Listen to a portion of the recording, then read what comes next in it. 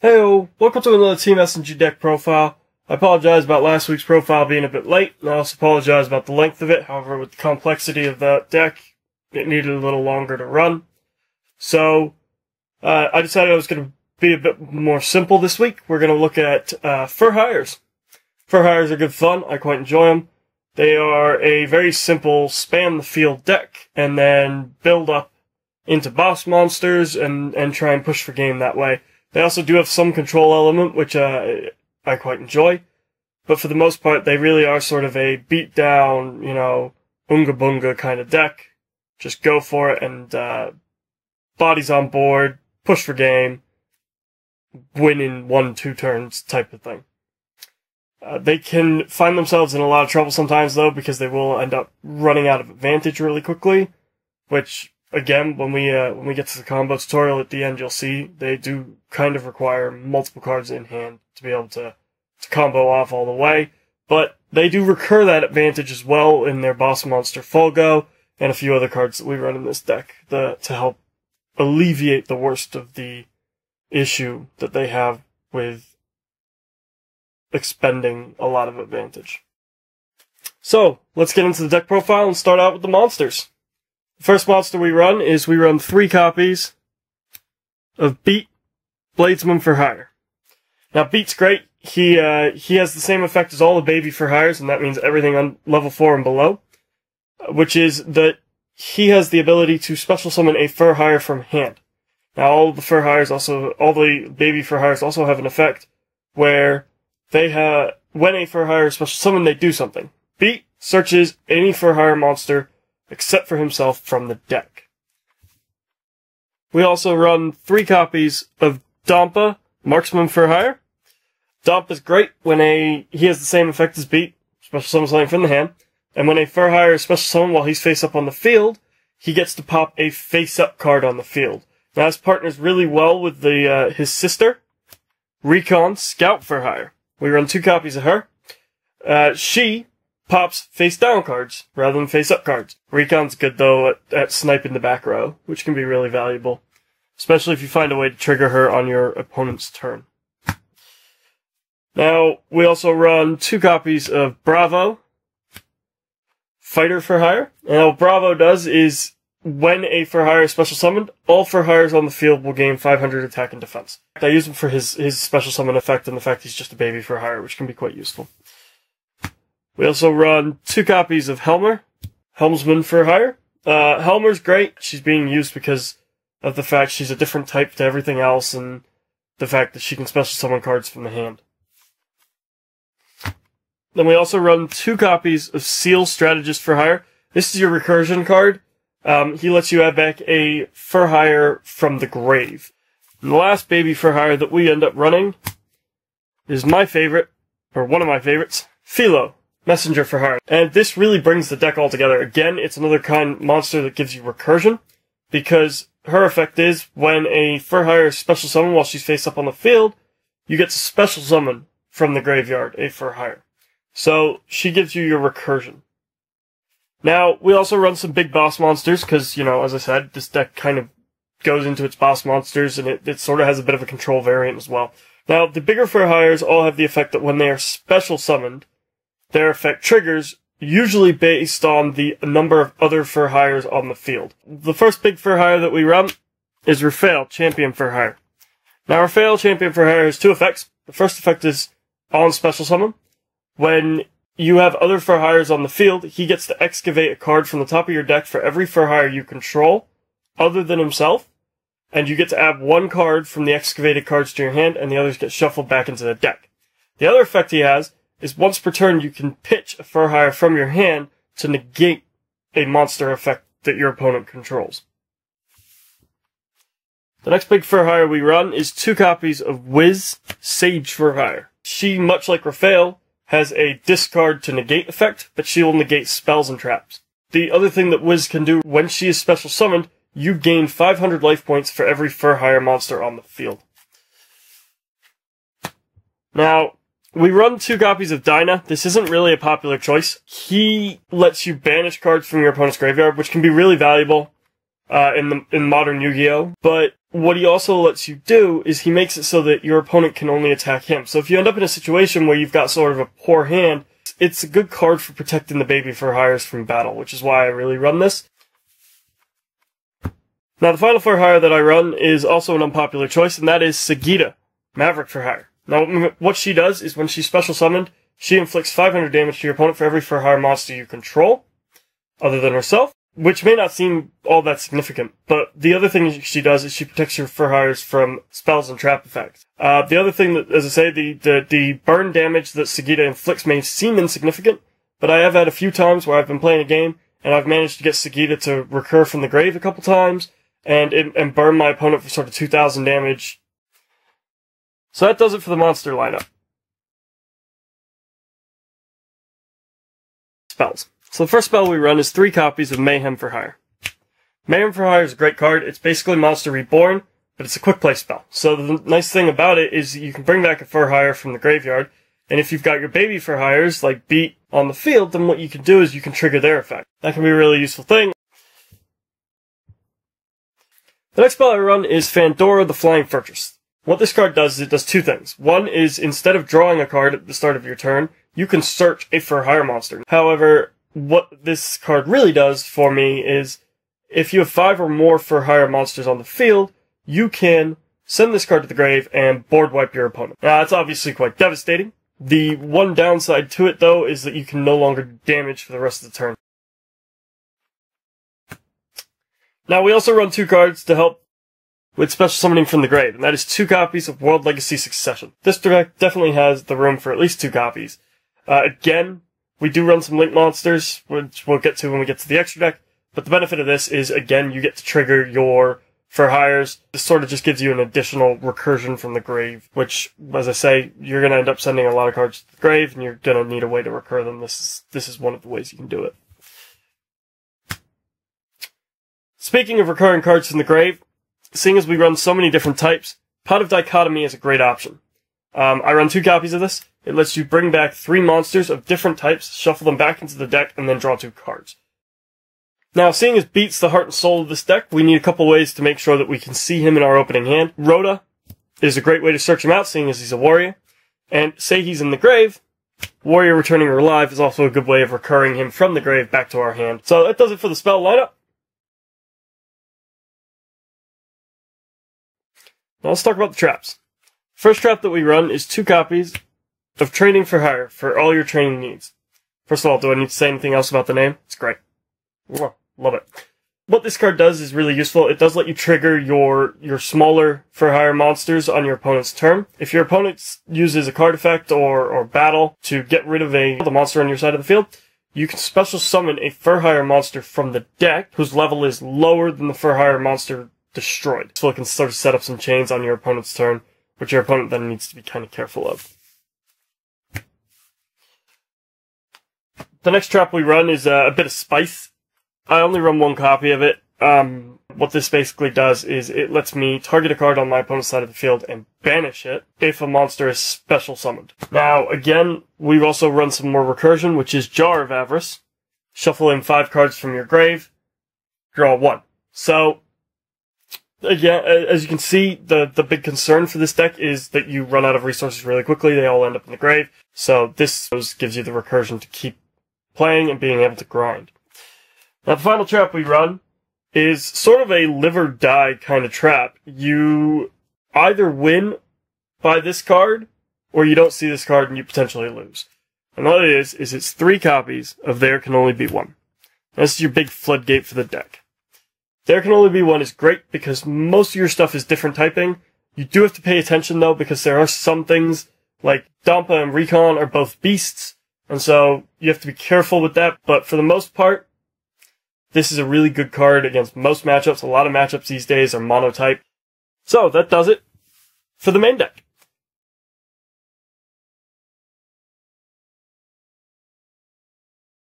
So now that we're done talking about the main deck, let's talk about the extra deck. Now, in the extra deck, we run quite a few staples.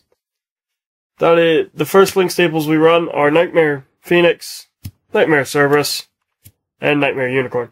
Now, these are really useful cards to have in any deck, and in this deck, they allow the spot removal.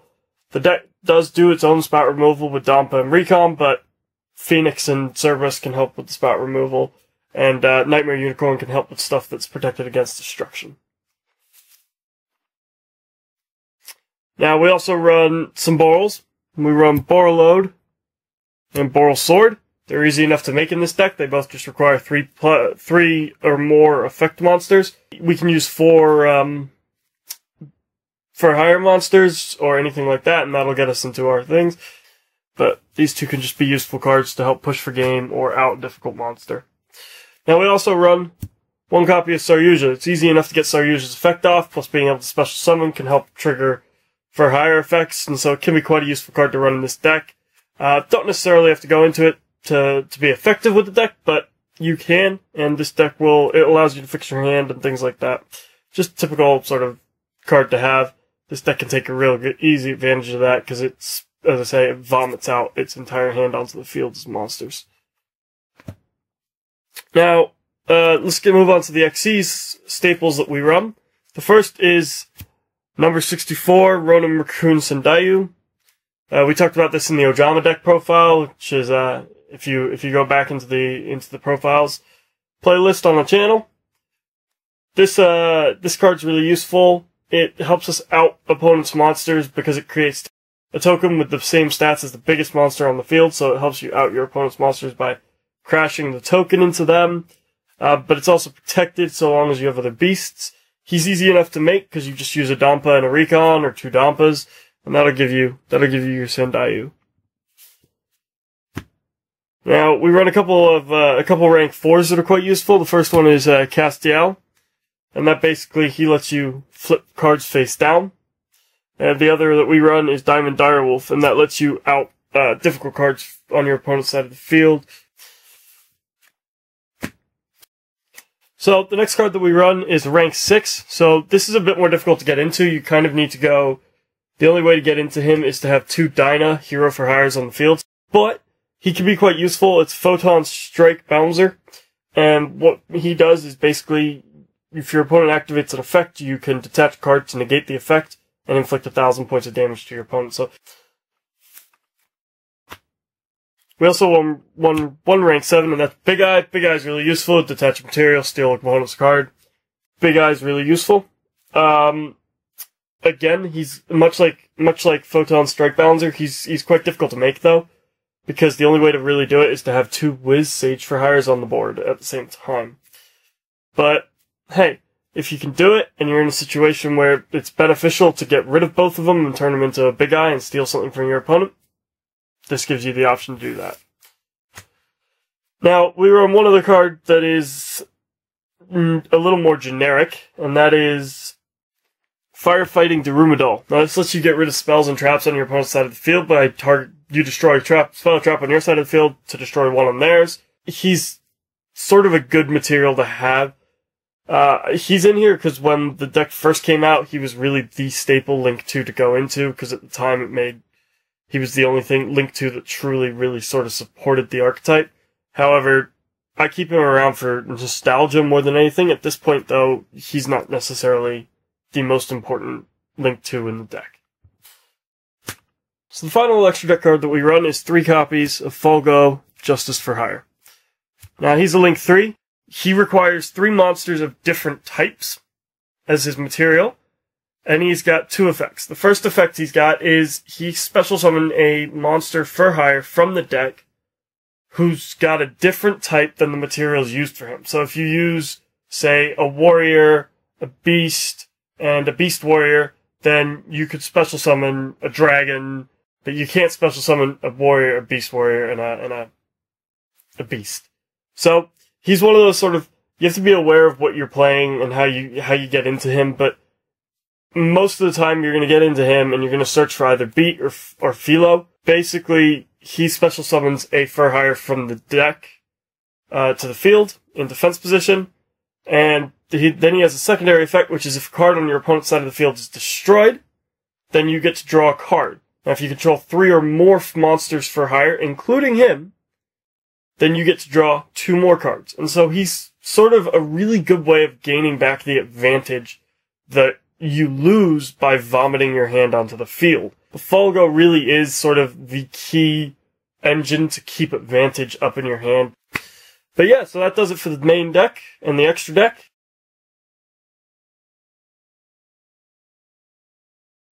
So the reason this deck does have some issues is because it is a bit inconsistent. The goal really is to get Folgo on the board. So, one way to do that is to use Beat and any other for hires you have at your disposal. Preferably if you can do this without using a winged beast, that's so much better because you can recur stuff using Philo. But frankly, if you have to use Philo, you have to use Philo. There's not a whole lot you can do at that point. But what I tend to like to do is to special summon Philo off of Folgo's first effect. So, for this instance, we're going to say that we have Philo, Recon, and Beat, Recon, and Raphael in hand. So we'll say we start with these three in hand, and I'll show you what you can end up with that. So what you're first going to do is you're going to normal summon your Beat. Effective Beat to special summon your Recon. Effective Recon to special summon your Raphael. Now at this point you can use Raphael's effect to excavate 2 cards from your deck and then add 1 to your hand. So if you haven't got another for hire to continue extending, you can go that way or whatever. But from here, what you're then going to want to do is you're going to want to link off all 3. And you're going to want to special summon Folgo Justice for Hire. Folgo's effect will trigger. You can't use his effect to special summon a beast, a warrior, or a dragon in this scenario, but you can use it to special summon a winged beast. Now, if you have any way of special summoning a for hire monster, now that can be using something along the lines of either World Legacy Succession or Mayhem for Hire. If you have any of them in your hand, and we run 5 copies in total. We run 5 copies in total. If you have any of them in hand, that's great. If you don't have them in hand, but you have any other for hire in hand, that's fine because we haven't used her effect to special summon a for hire. So, in this scenario, we'll say that we have Bravo in hand as well. And we can activate Philo's effect, special summon Bravo, activate Philo's secondary effect, special summon back Raphael. Raphael now dualities for 3 rather than for 2, which is why I try to hold off using Raphael's effect until this point in the combo. And that would then give you a chance to find yet another for hire, at which point we'll, these are all our for hires here. We'll give them a quick little shuffle. You know, we'll say that we dualitied for 3, and we were able to get Dampa out of the deck. We could then special summon Dampa, you know, giving us yet another body on board, and making it so that our opponent sort of is facing down a bigger board. This board isn't super oppressive. The other benefit is if you don't want to special summon your Dampa, you can keep it in hand to use Raphael's negate ability, meaning your opponent knows they're going to have to play through some sort of negate. But this is sort of what this deck tries to do. It tries to sort of strive a board like this. And also, the other benefit of this board is not one of these cards are the same type. So there can only be one, won't affect you at all, but it could affect your opponent.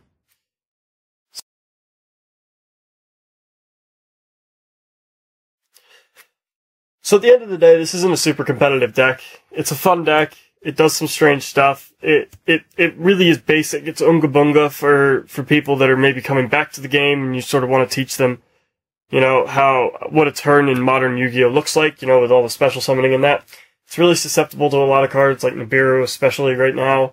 But at the end of the day, I think it is a fun deck. It is quite an enjoyable thing to play with. I've taken it to locals a couple times. I've played with it at YCS in friendlies. But at the end of the day, it's not going to win anything major. But it can definitely catch people off guard. You know, I've played Cyber Dragons and I've played Salamangrates with this deck.